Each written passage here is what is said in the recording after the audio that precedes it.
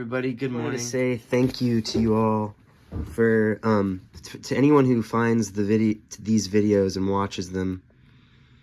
Thank you very much. It makes me really happy and proud to think that anybody as bright and imaginative and cool as you, spent any time watching a single video of mine.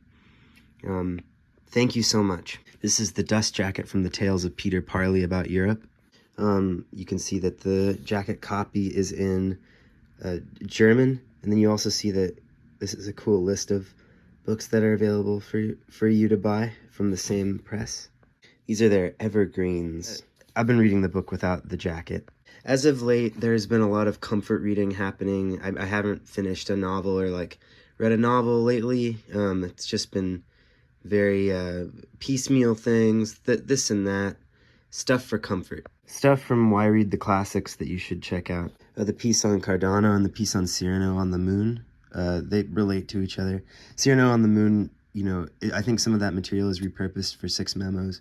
Great book. I actually have the Vintage Canada edition, cover design by John Gall. Yeah, but it's kind of cool how it just has the expensive price.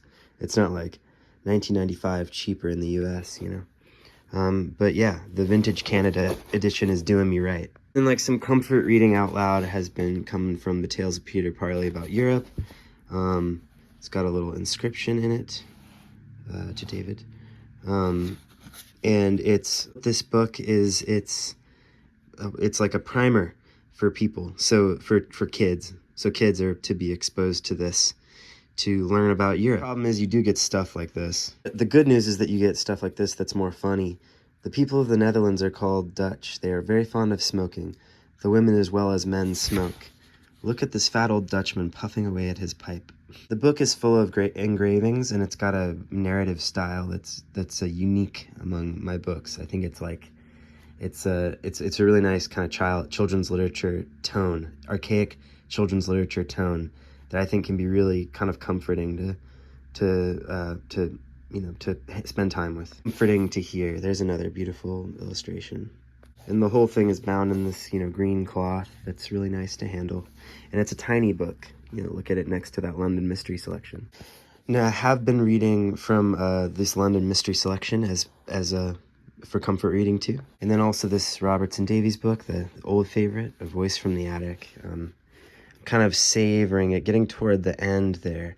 So you get to the point where you have to kind of start savoring things and slowing down. Although this is a book to reread because as I always say, what's the clergy? What does he mean by the clergy? You go back and try to better understand what he means by the clergy. It's one of the novels I've begun, but I haven't finished. I began this and Tree of Smoke and Slumberland, which is just why would I begin 3 novels like that? That doesn't really make any sense. My brain is so scattered as it is, I can't focus on anything. Although this book's been amazing.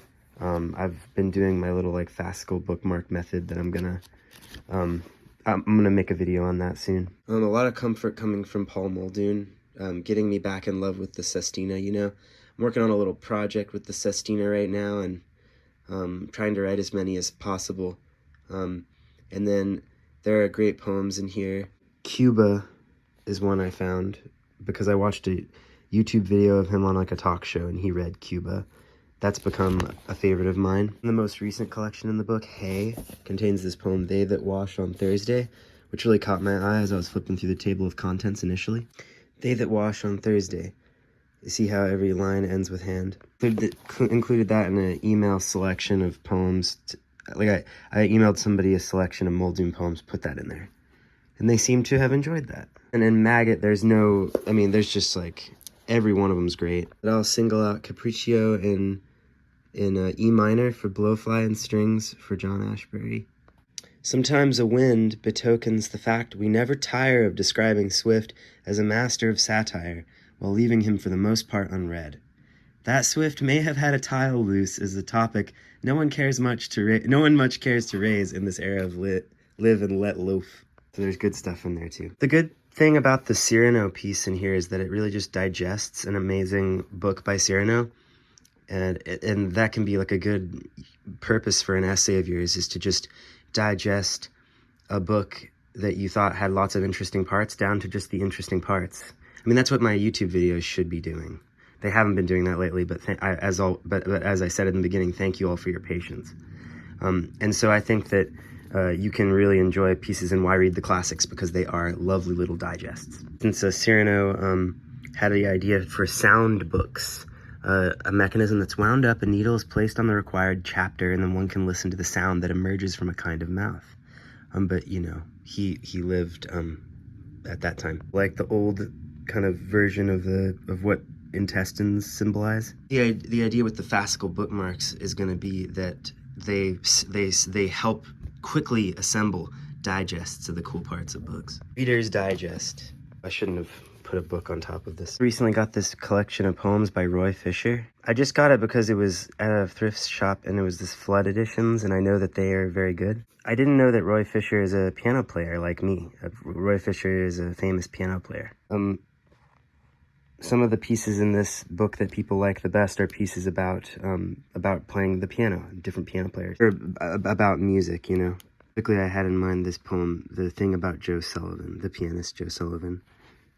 This gets kind of these poems were actually like pretty good. I'm happy to have this Roy Fisher book. I think the cover is very mysterious. I'm there next to John Wheelwright. Another thing I read recently was that New Yorker piece about the tower that leans in Manhattan. I wish I could find that. I'm having trouble finding the magazine around my very cluttered house. But it was very good. So everybody out there who's kind of struggling or not, thanks for watching.